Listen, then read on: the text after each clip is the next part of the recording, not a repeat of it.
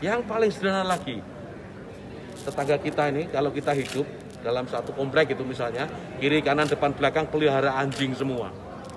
Misalnya, menggonggong dalam waktu yang bersamaan, kita ini terganggu nggak?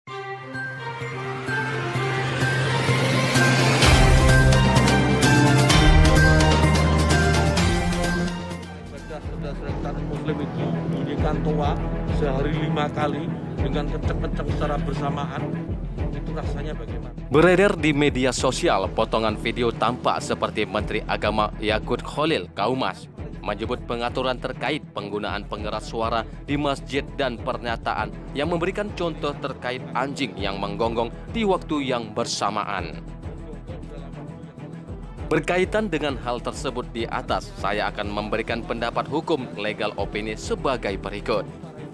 Pertama, bahwa sebaiknya pejabat pemerintah atau dalam hal ini Menteri Agama dalam memberikan pernyataan untuk mengontrol atau memilah diksi atau pilihan kata yang baik agar tidak menimbulkan gejolak dan menjaga ketertiban di tengah masyarakat.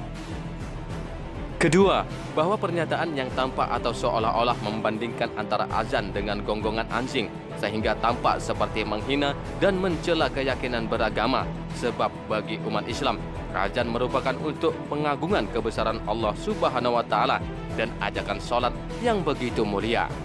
Membandingkannya dengan suara anjing yang menggonggong tidaklah sepadan. Apabila perbandingan tersebut disampaikan ke diri sendiri atau internal terbatas, tidak akan menimbulkan masalah. Tapi ketika diucapkan di depan publik, maka berpotensi masuk dalam rumusan pasal 156A KUHP yang terkait adanya dugaan penistaan, pelecehan suatu keyakinan ajaran agama.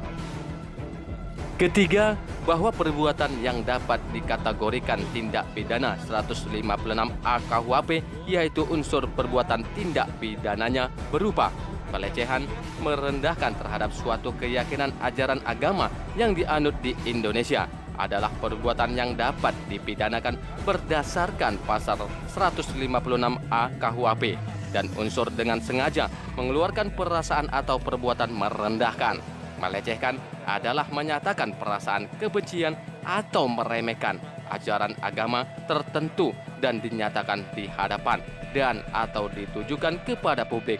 Artinya dapat dinilai unsur sengaja terpenuhi.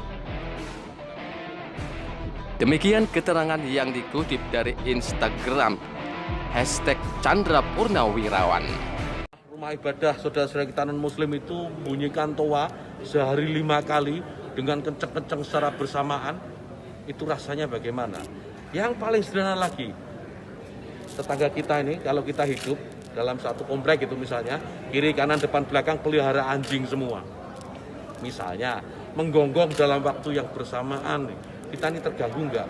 Artinya apa? Bahwa suara-suara, ya suara-suara ini, apapun suara itu ya, ini harus kita atur supaya tidak menjadi gangguan. Ya, speaker di musola, masjid monggo dipakai, silahkan dipakai. Tetapi tolong diatur agar tidak ada yang merasa terganggu. Agar niat menggunakan toa, menggunakan speaker sebagai sarana, sebagai wasilah untuk syiar, melakukan syiar tetap bisa dilaksanakan tanpa harus mengganggu mereka yang mungkin tidak sama dengan keyakinan kita. Berbeda keyakinan kita harus tetap hargai. Itu aja intinya.